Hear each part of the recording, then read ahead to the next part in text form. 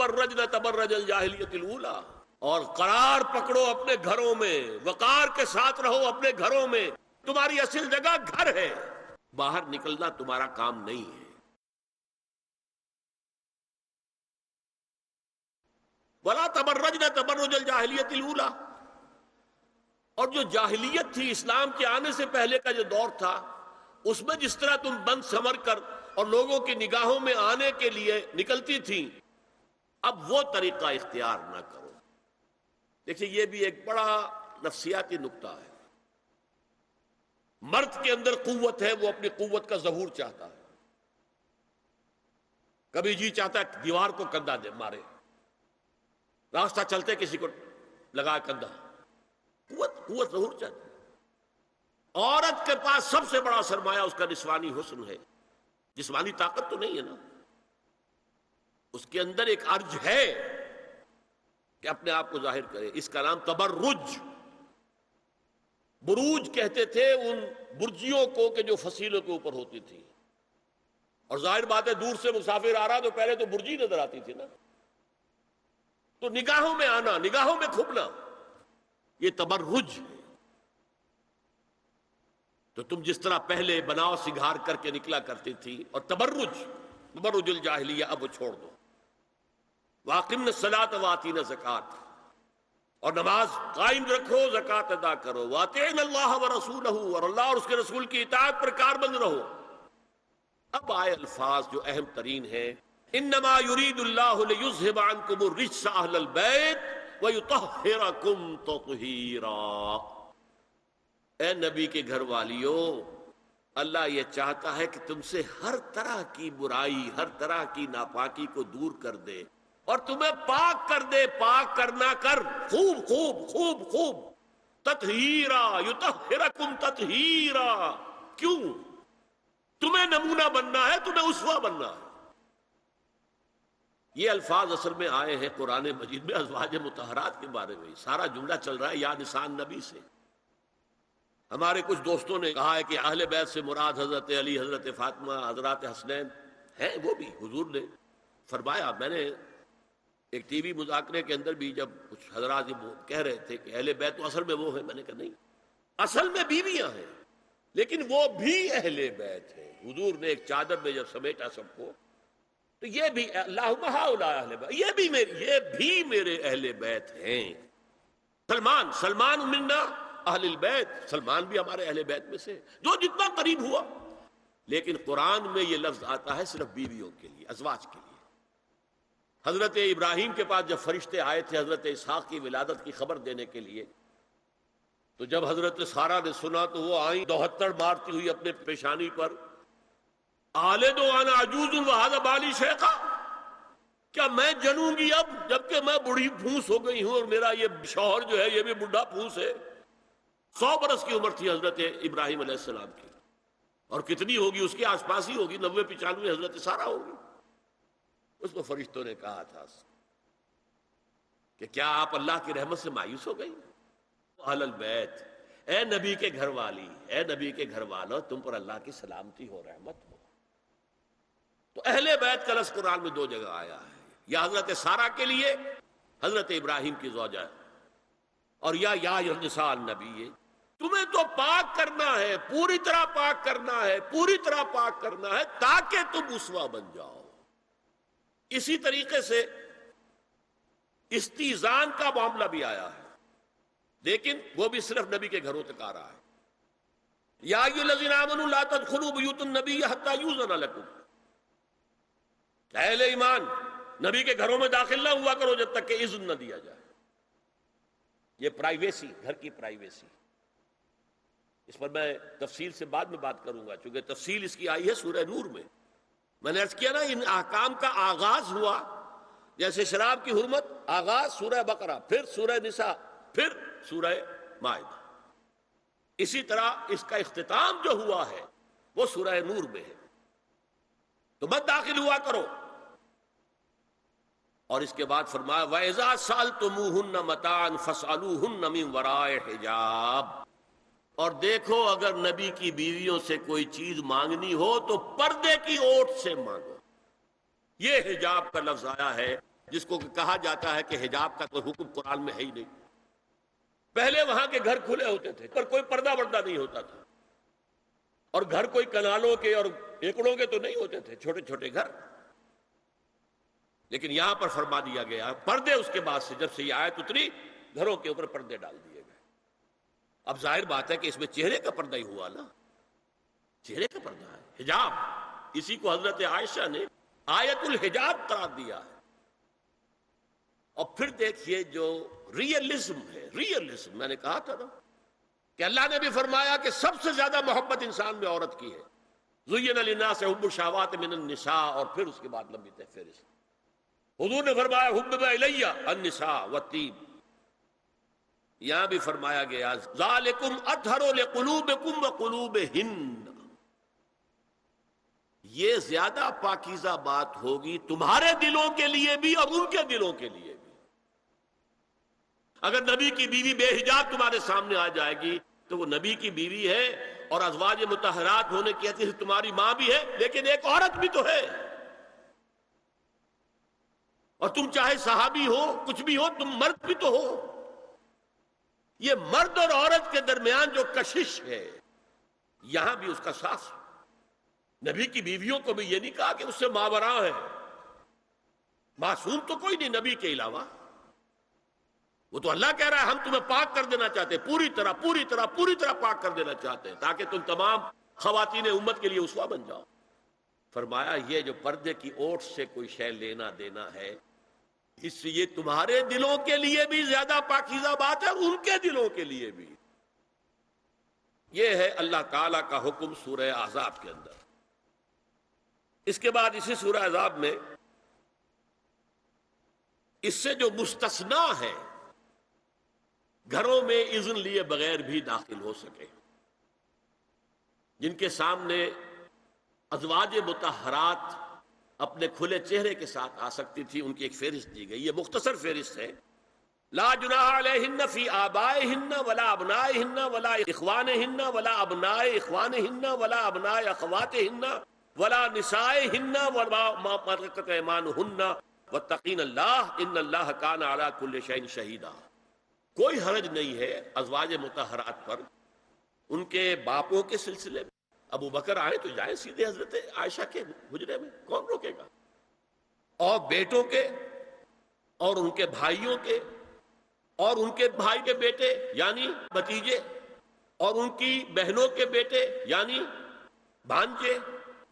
ولا نسائہن، نسائہن اس کو میں چاہتا ہوں نوٹ کریں آپ، اپنی عورتیں، جان پہچان کی عورتیں، اجنبی عورتیں نہیں. اس پر مزید گفتگو ہوگی سورہ نور کے حوالے سے. ولا ما ملکت ایمانہن، اور جو ان کے ملک یمین ہیں. ان میں ایک رائے یہ ہے کہ مراد صرف باندیاں ہیں اور ایک مراد یہ ہے کہ اس میں مرد غلام بھی شامل ہیں. ایک رائے یہ ہے کہ مرد غلام جب تک کہ ابھی وہ بالغ نہ ہو، بچہ ہو. بہرحال یہ آراء ہے علیحدہ. واتقین اللہ ان اللہ کان علی کل شیء شہیدا، اور اللہ کا تقوی اختیار کرو، یقیناً اللہ ہر چیز کو دیکھ رہا ہے. اب آئیے سورہ نور کی طرف.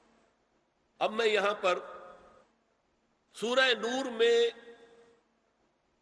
آغاز جو ہوا ہے سورہ نور کا وہ سب کو معلوم ہے. زنا کی کیا حد ہے، سزا کیا ہے.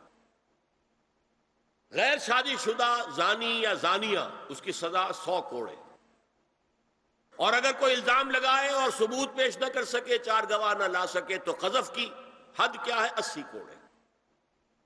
اس کے بعد اصل میں جو زنا کا سد باب کرنے کے لیے احکام ہے وہ آئے ہیں. چنانچہ اس میں سب سے پہلے کیا ہوا، استیزان کا حکم بڑی تفصیل کے ساتھ آیا، بہت تفصیل کے ساتھ آیا. یا ایھا الذین آمنوا لا تدخلوا بیوتا غیر بیوتکم حتی تستأنسوا وتسلموا علی اہلہا ذالکم خیر لکم لعلکم تذکرون.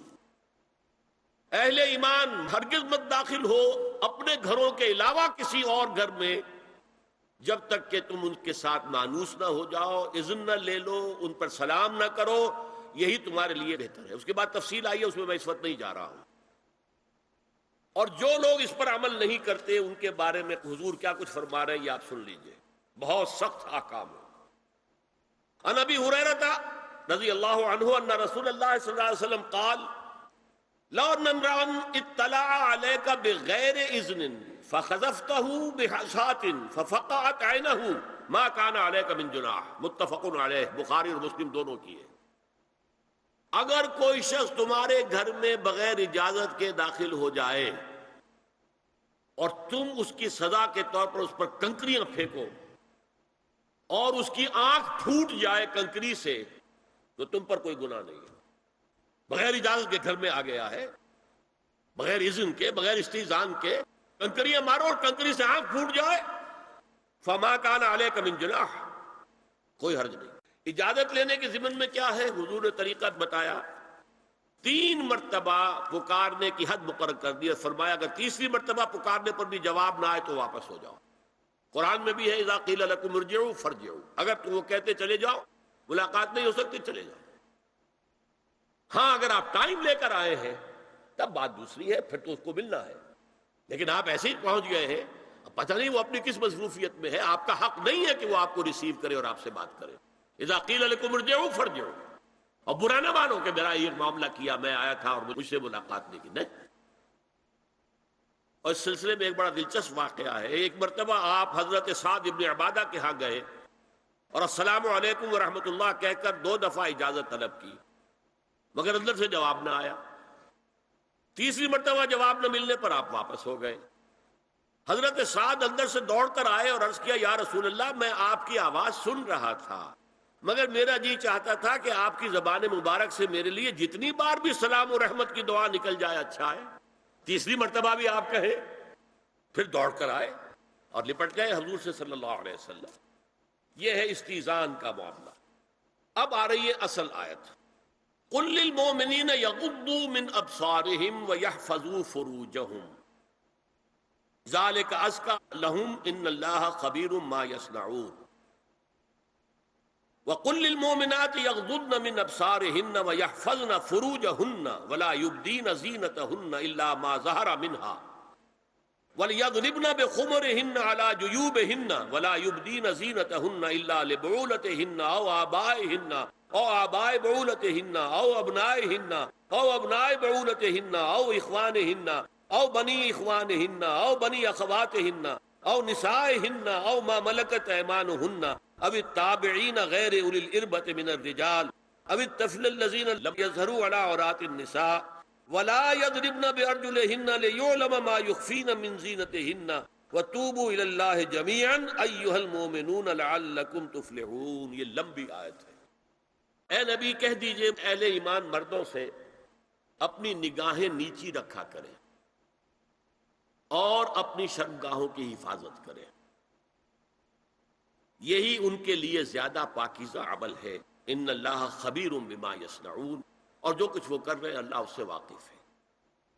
وقل للمؤمنات یغضضن من ابصارہن، اور مومن عورتوں سے بھی کہہ دیجئے کہ وہ اپنی نگاہیں جو ہیں نیچی رکھا کریں، ویحفظن فروجہن، اپنی شرمگاہوں کی حفاظت کریں، ولا یبدین زینتہن الا ما ظہر منها، اور اپنی زینت کو ظاہر نہ کیا کریں سوائے اس کے کہ جو بالکل ظاہر ہو جائے، از خود ظاہر ہو۔ دیکھیے سب سے پہلے میں آپ کو بتا چکا ہوں کہ یہ گھر کے اندر کا پردہ ہے۔ نگاہیں نیچی رکھنا گھر کے مرد بھی اور گھر کی عورتیں بھی، لہذا گھروں کے اندر بھی اپنی نگاہوں کو نیچا رکھو۔ قل للمؤمنین یغضوا من ابصارہم ویحفظوا فروجہم ذلک ازکی لہم ان اللہ خبیر بما یصنعون۔ نوٹ کر لیجئے کہ یہ کہاں ہو رہا ہے؟ گھر میں داخلے کے بعد۔ گھر میں داخلہ اجازت سے، اور داخلہ ہوگا صرف محرموں کا، گھر کے اندر جو ہے وہ نامحرم تو نہیں آئے گا، یہ میں آگے بیان کر رہا ہوں۔ وقل للمؤمنات یغضضن من ابصارہن ویحفظن فروجہن، اور کہہ دیجئے مومن عورتوں سے بھی کہ وہ بھی اپنی نگاہیں جھکا کر رکھیں اور اپنی شرمگاہوں کی حفاظت کریں۔ ولا یبدین زینتہن الا ما ظہر منها، اس ٹکڑے پر بڑا قیل و قال ہے جدید مفکرین اور جدید دانشوروں نے کہ وہ اپنی زینت ظاہر نہ کرے سوائے اس کے جو خود ظاہر ہو جائے۔ وہ کہتے ہیں اس میں چہرہ بھی شامل ہے، اور جب چہرہ شامل ہے تو اس کا مطلب چہرے کا پردہ نہیں ہے. لا حول ولا قوت الا باللہ. الا ما ظہر منہا میں کیا کیا چیزیں آ سکتی ہیں؟ دیکھیے، اگر عورت پوری کی پوری برقعے کے اندر ملبوس ہے، چہرے پر بھی نقاب ہے، آنکھوں کے آگے بھی یا جالی ہے یا کوئی چشمہ ہے، تو پھر بھی اس کے حسن کا ایک حصہ وہ ہے جو ظاہر ہے. اگر طویل القامت ہے، قد و قامت، یہ حسن کا حصہ ہے کہ نہیں؟ وہ کہاں چھپائے گی؟ اسی طرح جسم سے ڈول ہے، اکیرا بدن ہے، یہ تو نہیں چھپے گا. عورت موٹی ہے، کیسی ہے، جسم جو غیر متناسب ہے، یہ تو نہیں چھپے گا. متناسب ہے اعضاء، قداور ہے، اکیرا بدن ہے، یہ ہے وہ چیزیں کہ جو حجاب کے سلسلے میں ما ظہر منہا. یہاں ہو رہا ہے کہ جو سطر کے سلسلے میں ہے ما ظہر منہا، زینت کا، اور وہ چہرہ ہے. لیکن اب اس میں ایک اور بات، وَلْيَضْرِبْنَ بِخُمُرِهِنَّ عَلَى جُيُوبِهِنَّ، یہ بھی گھر کے اندر کی بات ہو رہی ہے. چونکہ میں پہلے بتا چکا ہوں، جلباب ہوتا تھا جب گھر سے باہر نکلتی تھی عورت، تو وہ اپنی چادر لپیٹتی تھی اپنے گرد، چہرہ نہیں ڈھانپتی تھی. صرف چہرے کا حکم دیا گیا اس کے ضمن میں. وہ سورہ احزاب کی آیت ہے، وہ رہ گئی، میں بیان کروں گا. اور خمار اوڑھنی ہوتی تھی جو گھر میں اوڑھتی تھی. گھر میں ظاہر بات ہے کہ جلباب تو نہیں لیا جا سکتا، آخر گھر کا کام کاج کرنا ہے، ہلکی سی اوڑھنی تو وہ گھر میں. لیکن فرمایا وَلْيَضْرِبْنَ بِخُمُرِهِنَّ عَلَى جُيُوبِهِنَّ، اور انہیں چاہیے کہ اپنی اوڑھیوں کے بکل اپنے سینوں کے اوپر، گریبانوں کے اوپر بھی مار لیا کریں، تاکہ ان کو ایک ایڈیشنل کور مل جائے. دیکھیے سطر کا تقاضے کیا ہے، گن لیجئے. لباس نبیذ ہونا چاہیے، باریک نہیں. حضور نے فرمایا اللہ کی لعنت ہو ان پر جو لباس پہن کے بھی ننگی ہوتی ہے. باریک اتنا لباس ہے یا چست اتنا لباس ہے؟ ڈھیلا ڈھالا ہونا چاہیے، نبیذ ہونا چاہیے. لباس کے اندر یہ دو حصے جو ہیں وہ لازم ہیں. اور پھر سینے پر، اب ظاہر بات ہے کرتا پہنا ہوا ہے، ڈھیلا ڈھالا ہے، پھر بھی ان پر ایک اضافی اوڑھنی سر پر سے لے کر اور اپنے اس گریبان کے اوپر بکل مار لینا، تاکہ یہ جو نسوانی حسن کا دوسرا مظہر ہے. پہلا چہرہ سب سے بڑا چہرہ. اب جو لوگ کہتے چہرے کا پردہ نہیں ہے، تو خدا کے بندو پھر پردے کی ضرورت کیا ہے؟ نسوانی حسن اگر اس میں اٹریکشن ہے، وہ کہاں ہوتا ہے سب سے بڑھ کر؟ مظہر اول کون سا ہے نسوانی حسن کا؟ چہرہ ہی تو ہے.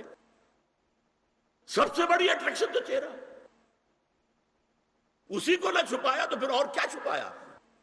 ہاں دوسری چیز، چھاتی کے ابھار بہت اٹریکٹیو ہوتے ہیں انسان کے لیے. اس کے لیے یہ ہے کہ وَلْيَضْرِبْنَ بِخُمُرِهِنَّ عَلَى جُيُوبِهِنَّ. کرتا بھی نبیذ کپڑے کا ہو، کرتا جو ہے ڈھیلا ڈھالا بھی ہو، شلوار اور نبیذ تر کپڑے کی ہو، ڈھیلی ڈھالی ہو، اور اوڑھنی کا بکل جو ہے اپنے سینے پر مار لیا جائے. اب اس کے بعد فرمایا وَلَا يُبْدِينَ زِينَتَهُنَّ إِلَّا لِبُعُولَتِهِنَّ. اب یہاں یہ زینت کا لفظ آ رہا ہے چہرے کے لیے، اور چہرے ہی میں کچھ سنگھار بھی ہوتا ہے. کچھ سرما لگایا ہوا ہے، فرض کیجئے کسی اور طرح کا کوئی زیور پہنا ہوا ہے، گلے میں پڑا ہے، کانوں میں بندے ہیں، وغیرہ وغیرہ. یہ زینت چہرہ اور اس کے ساتھ کوئی بناؤ سنگھار کا معاملہ، جس کی کہ حضور صلی اللہ علیہ وسلم نے تلقین کی ہے. عورت کو گھر میں بن سور کر رہنا چاہیے، شوہر کے لیے اٹریکٹیو رہنا چاہیے. خاص طور پر شوہر جب آنے والا ہے شام کو دفتر سے، اس وقت عورت جو ہے بن سور کر رہے.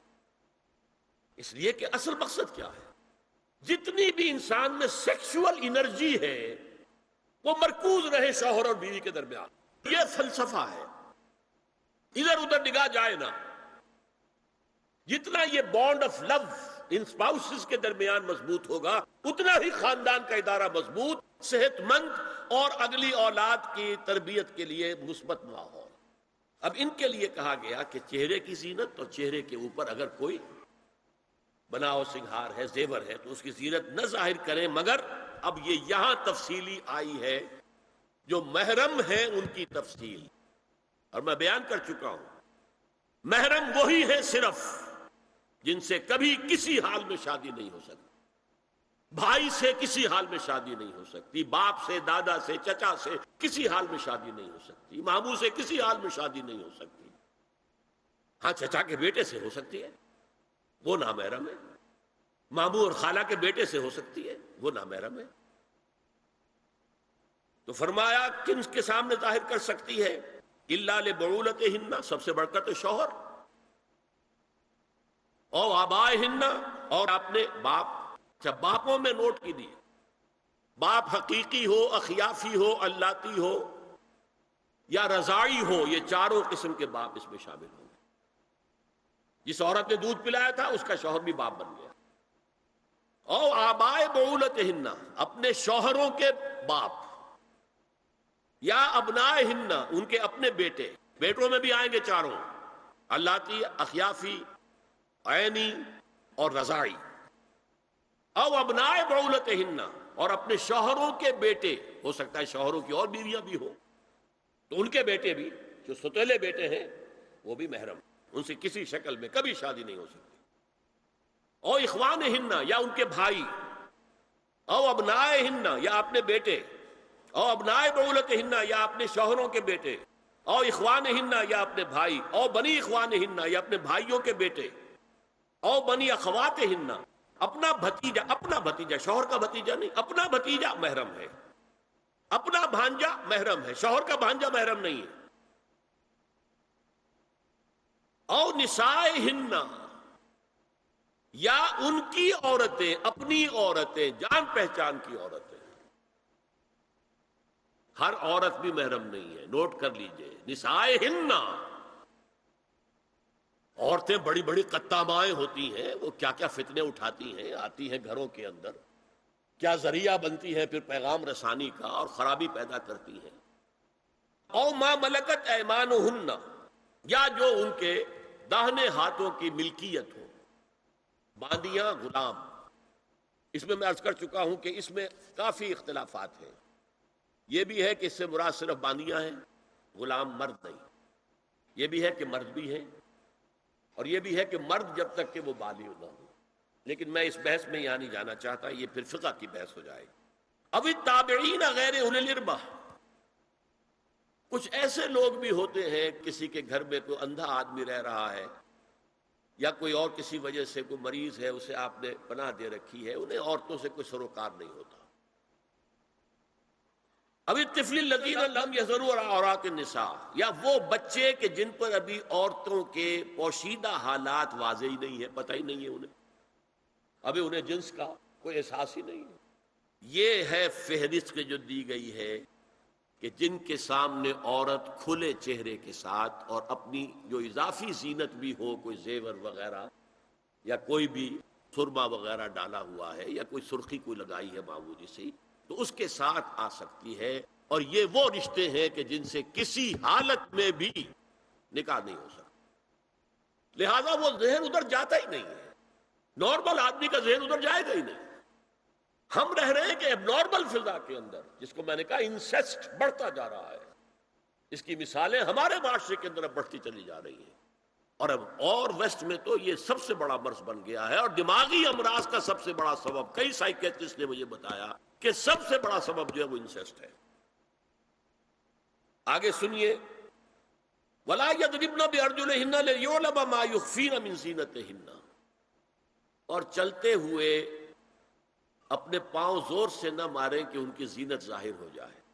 اگر کوئی پازیب پہنی ہوئی ہے، کوئی جھنجھنو وغیرہ ہے، تو اب اگر پاؤں مار کر چلے گی تو خام خواہ ذہن جائے گا بیٹھے ہوئے کا کہ کوئی خاتون جا رہی ہے، پلٹیں گے، دیکھیں گے، نگاہ دیکھیں۔ یہاں تک اس کے علاوہ یہ بھی ہے، تعطر کے بارے میں فرمایا ہے کہ اگر عطر لگا کر کوئی عورت گھر سے نکلی ہے، اذا استعارت المرأة فمرت على القوم ليجدوا ريحها فهي كذا وكذا قال قولا شديدا۔ ابو داؤد کی روایت، حضور نے فرمایا جب کوئی عورت عطر لگا کر، خوشبو لگا کر نکلتی ہے کہ لوگ اس کی خوشبو سونگیں یا اس پر مطلع ہو جائیں تو ایسی ہے ایسی ہے، بہت سخت الفاظ حضور نے استعمال کیے کہ جس کو راوی نے نقل نہیں کیا۔ عورت کے لیے خوشبو، عورت کی آواز، اب دیکھیے کس حد تک نماز میں اس وقت عورتیں بھی شریک ہوتی تھیں، اگرچہ حضور نے فرمایا مردوں کی صف بہترین سب سے آگے والی ہے اور سب سے بری صف سب سے پیچھے ہے، کیونکہ اس کے پیچھے پھر عورتوں کی صف ہوتی تھی، اور عورتوں کے لیے سب سے اچھی صف سب سے پچھلی والی ہے اور سب سے بری سب سے آگے والی ہے۔ سب سے آگے والوں کے سامنے پھر مرد ہوتے تھے، ان کی پشت ہوتی تھی۔ تو اسی طریقے سے اگر غلطی کی ہے تو مرد جو ہے کہے گا سبحان اللہ، امام سے غلطی ہو گئی ہے، مرد کیا کہے گا؟ سبحان اللہ۔ عورت کیا کرے گی؟ اپنے ایک ہاتھ کے پشت پر اپنا ہاتھ مارے گی، اپنی آواز نہیں نکالنی، آواز کا پردہ، چھونے کا پردہ یہاں تک ہے کہ حضور نے کبھی کسی عورت سے ہاتھ نہیں ملایا، اور آپ جب بیعت بھی لیتے تھے تو بس زبانی الفاظ کہلوائے اور کہا ٹھیک ہے بیعت ہو گئی، لیکن مسافر لا اسافر النساء، ایک دفعہ ہوا بھی کہ بعض خواتین نے جب بیعت کی ہے تو پھر انہوں نے ہاتھ آگے بڑھایا مسافر کے لیے، حضور نے فرمایا انی لا اسافر النساء، میں عورتوں سے مسافرہ نہیں کرتا۔ اسلام میں پردے کتنے ہوئے؟ پہلا پردہ 4 دیواری، گھروں میں رہو، یہ پہلا پردہ ہے۔ جیسے ڈیفنس لائنز ہوتی ہیں نا فوج کی، یہ فرسٹ ڈیفنس لائن، سیکنڈ ہے، تھرڈ ہے، پہلی کو عبور کر کے کوئی آ جائے تو سیکنڈ ہے، سیکنڈ سے گزرے تو تیسری پہ ہے۔ پہلا پردہ 4 دیواری، اس میں محرم آئے گا۔ اب دیکھیے اسی پر ہماری تہذیب استوار ہوئی، اسی پر ہمارا آرکیٹیکچر بنا، گھر ایسے بنے کہ مردانہ علیحدہ زنانہ علیحدہ، چھوٹا آدمی ہے تب بھی بیٹھک علیحدہ، بیٹھک باہر سے کھلے گی اور پھر ڈیوڑی سے ہو کر پھر گھر کے اندر جائیں گے، مرد آئیں گے تو یہاں بیٹھیں گے، اندر نہیں جائیں گے، اندر تو صرف وہی جائیں گے جو محرم ہے، ابدی محرم۔ دوسرا پردہ ستر، گھر کے اندر جو محرم آ گئے ہیں ان کے سامنے چہرہ تو کھلے گا، باقی جسم کا کوئی حصہ بھائی بہن کا نہیں دیکھ سکتا، اور باپ بیٹی کا نہیں دیکھ سکتا، بیٹا ماں کا نہیں دیکھ سکتا۔ یہ ستر، عورت پوری کی پوری عورت ہے۔ عورت کہتی ہے چھپانے کی چیز کو، عورات النساء، عورتوں کی چھپی ہوئی چیزیں جن پر ظاہر نہیں ہوئی، لم یظہروا علی عورات النساء، ابھی تک ہم نے لفظ پڑھایا بھی۔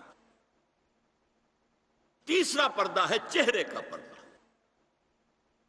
یہ ہے غیر محرموں سے، اور جب کہ گھر سے باہر نکلنا ہو اس کے لیے سورہ احزاب میں نے کہا تھا گھر سے باہر کا پردہ، چہرے کا پردہ وہ غیر محرموں سے ہے، اور گھر سے باہر نکلے گی تو غیر محرم سامنے آئیں گے۔ یا ایھا النبی قل لازواجک وبناتک ونساء المؤمنین یدنین علیہن من جلابیبہن ذالک ادنی ان یعرفن فلا یؤذین وکان اللہ غفورا رحیما۔ اے نبی صلی اللہ علیہ وسلم کہہ دیجئے اپنی بیٹیوں سے اور اپنی بیویوں سے اور مسلمانوں کی خواتین سے۔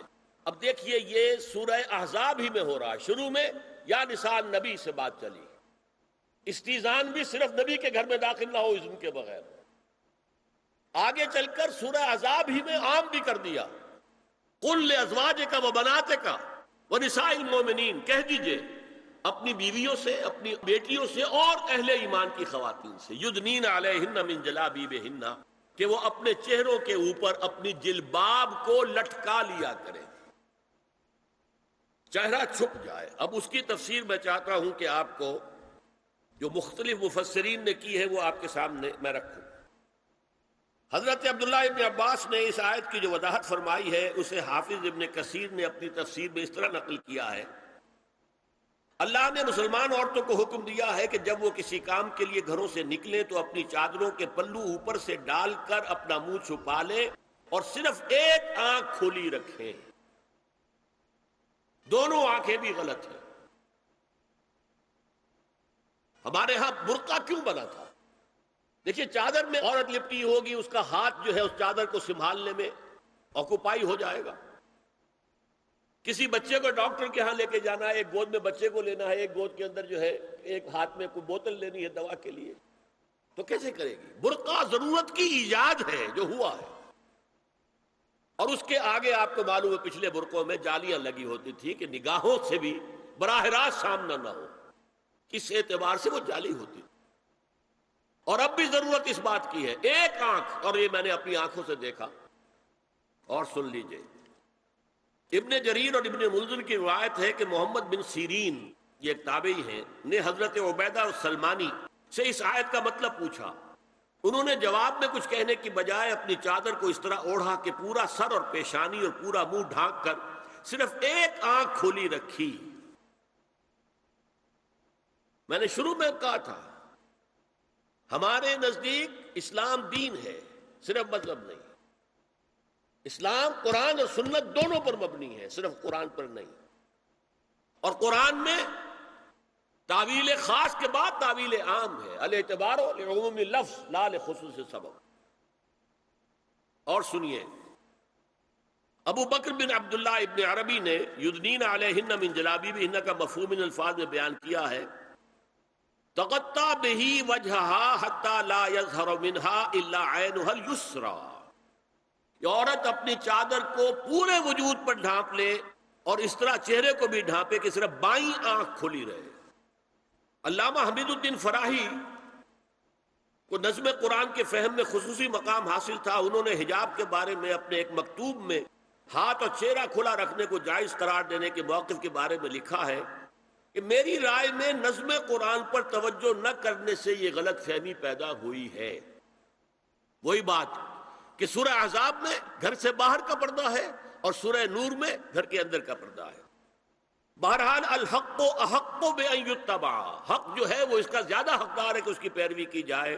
میں اس مسئلے پر مطمئن ہوں، اور میرے نزدیک اجنبی سے پورا پردہ کرنا واجب ہے، اور قرآن نے یہی حجاب واجب کیا ہے جو شرفاء میں مروج ہے، بلکہ اس سے بھی قدر زائد۔ مولانا فراہی کا یہ مکتوب ماہنامہ حیات نو بلیریا گنج انڈیا کے اکتوبر سن 92 کے شمارے میں شائع ہوا ہے۔ یہ ہے علماء کی رائے، یدنین علیہن من جلابیبہن، یہ کر کے دکھاتے تھے لوگ، اس طریقے سے چادر کو اوڑھ لیا جائے کہ صرف ایک آنکھ کھلی رہے۔ اسی میں ایک اضافہ کیجئے اس بات کا کہ حضور نے کئی حضرات سے یہ کہا، کہیں وہ رشتہ کر رہے تھے، کہ آپ نے ایک نظر دیکھ لیا ہے۔ اب اگر یہ ایک نظر دیکھنا اس کی اتنی اہمیت ہے تو اس کا کیا مطلب ہے؟ اگر تو صورتحال یہ ہوتی کہ ہر وقت چہرہ کھلا ہے، آ رہے جا رہے، تو ایک نظر دیکھنے کی کیا ضرورت ہے؟ وہ تو دیکھا دکھایا ہے۔ زمانہ آیا ہے بے حجابی کا، عام دیدار یار ہوگا، سکوت تھا پردہ دار جس کا، وہ راز اب آشکار ہوگا۔ تو ظاہر بات ہے وہاں پردہ ہو گیا تھا، تبھی تو تھا نا کہ ایک نظر دیکھ لو۔ آپ نے پوچھا ایک صحابی سے کہ رشتہ کہاں کیا؟ وہاں کیا ہے، تم نے ایک نظر دیکھ لیا ہے؟ اس خاندان کی آنکھوں میں کچھ ہوتا ہے، دیکھ لو، بس ایک نظر دیکھنا ہے، اس کی اجازت۔ تو یہ اجازت ہونا اس کا خود ثبوت ہے کہ عام حالات میں عورت جو ہے وہ دکھائی نہیں دیتی تھی، بلکہ وہ پردے میں رہتی تھی۔ مسلمان جدید تعلیم یافتہ دانشوروں کی منافقت، وہ کہتے ہیں یہ پردہ وردہ سب مولویوں کی ایجاد ہے، کبھی کہہ دیتے ہیں یہ تو ہندوستان میں راجپوتوں کا پردہ ہوتا تھا تو مسلمانوں نے یہاں یہ پردہ ایجاد کر لیا۔ میں نے دیکھا ہے عرب کی بدو خواتین کو مکے سے مدینے جاتے ہوئے نظر آتی ہیں، ایک خاتون اونٹ کی پوری قطار لے کر جا رہی ہے، ہاتھ میں لاٹھی ہے، پورا مکمل پردہ، چہرہ چھپا ہوا، آنکھوں کے اوپر بھی کوئی انہوں نے وہ حجاب سا بنایا ہوتا ہے خاص چھجا سا، اور ہاتھوں میں دستانے، پاؤں میں جرابے۔ یہ کون سے راجپوتوں کا پردہ عرب کی ریگستانوں میں پہنچ گیا؟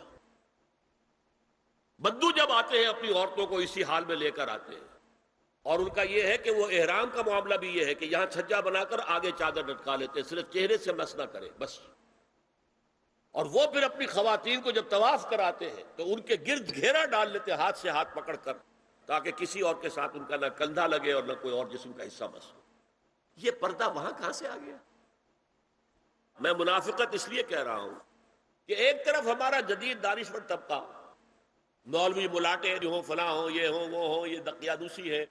علامہ اقبال کا حال کیا ہے وہ سن لیجئے آپ۔ انگریز سرکار لارڈ ولنگٹن کے زمانے میں علامہ اقبال کو اپنا گورنر بنا کر جنوبی افریقہ بھیجنا چاہتے تھی۔ من جملہ دیگر شرائط کے ایک شرط یہ بھی تھی کہ تمام سرکاری تقریبات میں بیگم اقبال ان کے ہمراہ ہوں گی۔ علامہ اقبال نے یہ کہہ کر اس پیشکش کو ٹھکرا دیا، بے شک میں گناہ گار مسلمان ہوں اور اعمال کے اعتبار سے مجھ سے بہت سی کوتاہیاں سرزد ہوتی ہیں، تاہم میں اتنا بے غیرت نہیں ہوں کہ محض ایک سرکاری عہدے کی خاطر اپنی بیوی کو بے پردہ کر دوں۔ ایک مرتبہ علامہ مرحوم کسی مغربی ملک میں بصورت وفد گئے، تمام ارکان وفد اپنی بیویوں سمیت جا رہے تھے۔ علامہ اقبال نے اس سے انکار کیا اور کہا کہ ان کی بیگم پردے کی پابند ہے اور ایسے وفدوں میں پردے کا ذکر تک نہیں ہوتا۔ پیرزادہ بہاؤالحق قاسمی رحمۃ اللہ علیہ امرتسری نے اپنی کتاب پردہ نسواں میں تحریر کیا ہے کہ ایک مرتبہ سر محمد شفیع کے ہاں علامہ صاحب ماہ فیملی مدعو تھے، لیکن علامہ اقبال تنہا گئے۔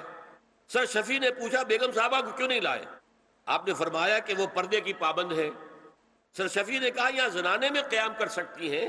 علامہ صاحب نے جواب دیا بے پردہ گھروں کے زنانے بھی ایسے ہی ہوتے ہیں۔ یہ معاملات ہے۔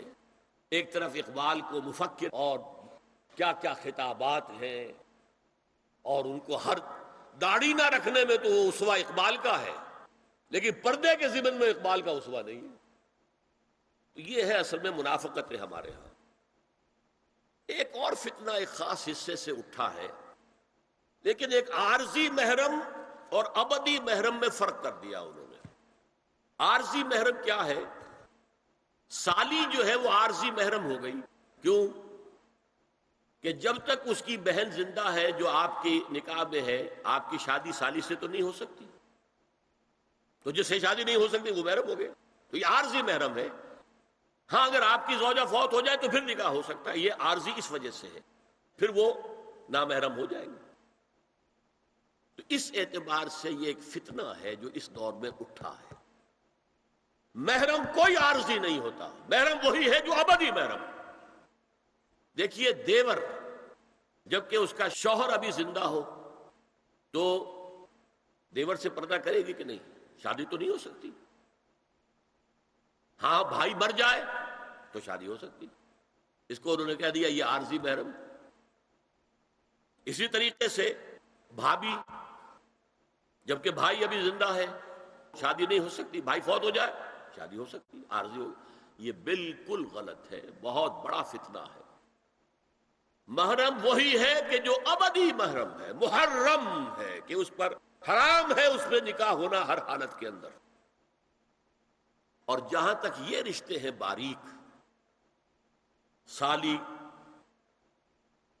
اور دیور، اس کے بارے میں تو حضور سے پوچھا گیا دیور کے بارے میں، تو آپ نے فرمایا الحم و موت، دیور تو موت ہے۔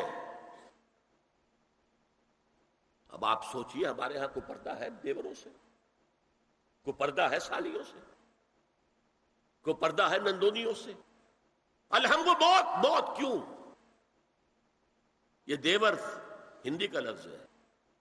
دیور کے بارے میں تو تصور یہ تھا کہ یہ دوسرا شوہر ہے، ور ور ہے، دیور دوسرا شوہر۔ حضور نے فرمایا الحم و موت، دیور تو موت ہے، موت کے درجے میں۔ ایک اور بات نوٹ کیجئے، ایک خیال کیا ہے ظاہر، اور اس میں افسوس ہے کہ بعض لوگ جو پردے کے بڑے حامی ہیں، بڑے شدید حامی ہیں، ایک صاحب وہ بھی ہیں کہ جنہوں نے ایک بہت بڑی کتاب پردے پر لکھی اور بڑی عظیم کتاب تھی، ایک دوسرے بھی ہیں جنہوں نے چھوٹی لکھی لیکن اچھی کتاب، لیکن یہ دونوں ایک جگہ آ کر مار کھا گئے کہ یہ جو قریبی رشتہ دار ہیں ان کے ساتھ اتنی سختی نہیں ہونی چاہیے۔ حالانکہ فلسفہ سمجھ لیجیے اچھی طرح، جو قریبی رشتہ دار ہوں گے، کزنز ہیں، اب کزنز کا عیسائیوں کے ہاں شادی نہیں ہو سکتی، کزنز جو ہے جیسے سگے بھائی سے شادی نہیں ہو سکتی، کزنز سے بھی نہیں ہو سکتی، ان کا تو معاملہ اور ہو جائے گا۔ ہمارے ہاں تو شادی ہو سکتی، چچا زاد ہو، مامو زاد ہو، خالہ زاد ہو، شادی ہو سکتی۔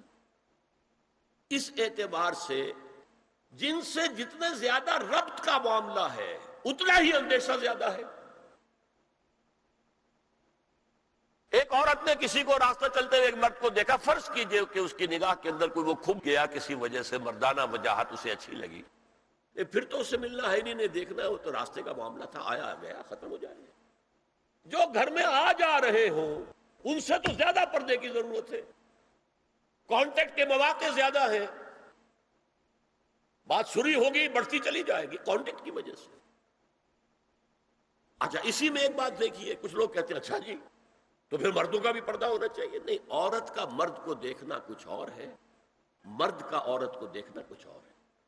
مرد کی فطرت میں اقدام ہے، آگے بڑھ کر کچھ ہے حاصل کرنا، عورت کی فطرت میں بلکہ اس کا حسن اس میں ہے گریز، پیچھے ہٹ، لہذا پردہ عورت کے لیے مرد کے لیے نہیں۔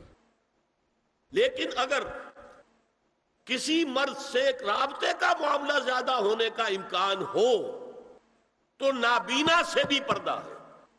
البتہ یہ کہ عام حالات میں آپ بازار میں چل رہے ہیں، عورت جا رہی ہے، باہر نکلنا پڑا ہے، تو اس حالت میں اگر وہ مرد کو دیکھتی ہے تو اس میں در حقیقت وہ فتنہ نہیں ہے کہ جو گھر میں آنے جانے والے لوگوں کا ہے۔ تو جو یہ کزنز ہیں، جو قریبی رشتہ دار ہیں، جن کا آنا جانا زیادہ ہے، ان سے زیادہ سخت پردہ ہونا چاہیے بنسبت اجنبیوں کے، کہ اجنبیوں سے آج اگر کوئی دیکھ بھال ہوئی ہے تو اس کے بعد پتہ نہیں پھر کبھی دیکھے گا بھی کہ نہیں، یا دکھے گی کہ نہیں۔ اب ایک آخری مسئلہ ہے، حضور کے بارے میں یہ معلوم ہے کہ دو خواتین جو ویسے نامحرم تھیں وہ ان کے سامنے آتی رہیں اور آپ ان سے ملتے رہے۔ ایک آپ کی سالی حضرت اسما، حضرت عائشہ کی بہن رضی اللہ تعالی عنہا، اور ایک آپ کی چچا زاد بہن حضرت علی کی بڑی ہمشیرہ حضرت ام ہانی۔ یہ میں حدیث آپ کو سنا رہا ہوں۔ بکثرت احادیث سے ثابت ہے کہ حضرت اسما بنت ابی بکر آپ کے سامنے ہوتی تھی اور آخر وقت تک آپ کے اور ان کے درمیان چہرے اور ہاتھوں کی حد تک کوئی پردہ نہ تھا۔ حجۃ الوداع نبی صلی اللہ علیہ وسلم کی وفات سے صرف چند مہینے پہلے کا واقعہ ہے اور اس وقت تک بھی یہی حالت قائم رہی۔ یہ ابو داؤد کتاب الحج۔ دوسری روایت حضرت ام ہانی رضی اللہ تعالی عنہا جو ابو طالب کی صاحبزادی اور نبی صلی اللہ علیہ وسلم کی چچاداد بہن تھیں، آخری وقت تک حضور کے سامنے ہوتی رہیں اور کم از کم منہ اور چہرے کا پردہ انہوں نے آپ سے کبھی نہیں کیا۔ فتح مکہ کے موقع کا ایک واقعہ وہ خود بیان کرتی ہیں جس سے اس کا ثبوت ملتا ہے۔ یہ ابو داؤد کی روایت ہے۔ یہ روایتیں ہیں، میں انہیں تسلیم کرتا ہوں، اور میں نے اب جو کچھ بیان کیا ہے اس سے یہ ایک بالکل برعکس بات سامنے لا رہی ہے۔ اب یہ ہے کہ یا تو ہم ان دو حدیثوں کو اصل مان کر باقی ساری حدیثیں جو ہیں ان کو ختم کر، میں تو آپ کو سنا نہیں سکا، میرے پاس تو بہت زیادہ حدیثوں کا مواد تھا۔ چہرے کے پردے کے لیے حدیثیں جو ہیں، استیزان کے لیے کتنی حدیثیں ہیں، چہرے کے پردے کے بارے میں بہت زیادہ حدیثیں ہیں۔ حضرت ام خلاد ایک خاتون تھی، ان کا بیٹا ایک غزوے میں شہید ہو گیا، وہ اس کے بارے میں کچھ پوچھنے کے لیے حضور کے پاس آئی، صحابہ بیٹھے ہوئے تھے تو انہوں نے نقاب ڈالا، منتقبۃ، نقاب کا لفظ بھی حدیث میں موجود ہے، اور یہ لوگ کہتے ہیں نقاب تو جو ہے یہ بعد کی پیداوار ہے، یہ لفظ کوئی ہے ہی نہیں۔ حجاب کا لفظ قرآن میں ہے، جلباب کا لفظ قرآن میں ہے، خمار کا ذکر قرآن میں ہے، اور یہ منتقبۃ، نقاب ڈالی۔ لوگوں نے کہا عجیب عورت ہے یہ، اس کا بچہ شہید ہو گیا ہے، مطلب یہ کہ سخت صدمے کی کیفیت ہے، اور یہ اس وقت بھی اس نے نقاب ڈالی ہوئی ہے۔ تو انہوں نے جواب دیا ان ارزو ابنی لا ارزو حیائی، میں نے بیٹا کھویا ہے، اپنی حیا نہیں کھوئی ہے۔ یہ ہے ہماری تہذیب، یہ ہمارا تمدن، اسی پر ہمارے گھر بنتے تھے۔ یہ تو مغربی تہذیب نے آ کر ہمارے گھر بنائے، آگے سے کھلا پیچھے سے کھلا، کھلا ہی کھلا۔ ہمارے گھر چار دیواری ہوتا، آج چار دیواری ہے کہاں؟ چار دیواری کے اندر چاروں طرف کنسٹرکشن، درمیان میں سین، دور سے کہیں کوئی نگاہ پڑ سکتی ہو تو پڑ سکتی ہو، آس پاس سے نہیں، اور ڈیوڑی اور مردانہ علیحدہ، کم سے کم بیٹھک تو علیحدہ ہو، ورنہ یہ کہ مردانہ پورا، ان کے لیے کوئی غسل خانہ وغیرہ بھی۔ یہ ہماری تہذیب تھی۔ اسپین کا آرکیٹیکچر پوری دنیا میں مشہور ہے اور وہ یہی تھا، مورش آرکیٹیکچر، اس کو مورس کہتے تھے وہ عربوں کو، وہ یہی تھا، گھر اس طرح کے بنتے تھے۔ تو اس پر یہی ہے کہ یا تو ان دو حدیثوں کی بنا پر قرآن مجید، اس کی حکمت اور بے شمار حدیثوں کو ہم رد کر دیں یا ان کی تعویل کریں، یا یہ ہے کہ ان دو کی تعویل کریں. اور وہ تعویل میرے نزدیک یہ ہے کہ یہ حضور کے اختصاصات میں سے ہے. کچھ خواص ایسے تھے حضور کے کہ جو لوگوں کے لیے ان کی اطاعت یا ان کا اتباع صحیح نہیں تھا. مثلا صوم وصال، آج آپ نے روزہ رکھا ہے، شام کو افطار نہیں کیا، ساری رات بھی روزے سے رہے، اگلے دن بھی نہ آپ نے سحری کھائی، پھر روزہ رکھا، 2 دن کا صوم وصال جوڑ دیا آپ نے، 2 روزوں کو جوڑ دیا. یا 3 دنوں کا صوم وصال کہ جڑے ہوئے ہیں، حضور نے سختی سے منع کیا. لوگوں نے کہا حضور آپ ہمیں روکتے ہیں، آپ خود رکھتے ہیں. آپ نے فرمایا ایکم مثلی، تم میں سے کون ہے مجھ جیسا؟ یہ بخاری کی حدیث ہے. ایکم مثلی، تم میں سے کون مجھ جیسا ہے؟ وَيُطْعِمُنِي وَيَسْقِينِ، وہ مجھے کھانا کھلاتا پلاتا ہے. اب بتائیے کون شخص اپنے بارے میں کہہ سکتا ہے کہ وہ اس بنا پر صوم وصال رکھنے کا حق رکھتا ہے کہ حضور صلی اللہ علیہ وسلم رکھتے ہیں؟ تو خصائص ہیں، یہ خصائص نبوت میں سے اور اختصاصی معاملات ہیں. اور پھر یہ کہ نبی اکرم صلی اللہ علیہ وسلم ہر وسوسے سے بھی پاک تھے. ان کی یہ کوئی غیر معمولی معاملہ ہو سکتا ہے اس کے بنا پر اس سارے موضوع جو ہے اس کے اوپر جھاڑو نہیں پھینکی جا سکتی. اقول قولی ھذا واستغفر اللہ لی ولکم ولسائر المسلمین والمسلمات.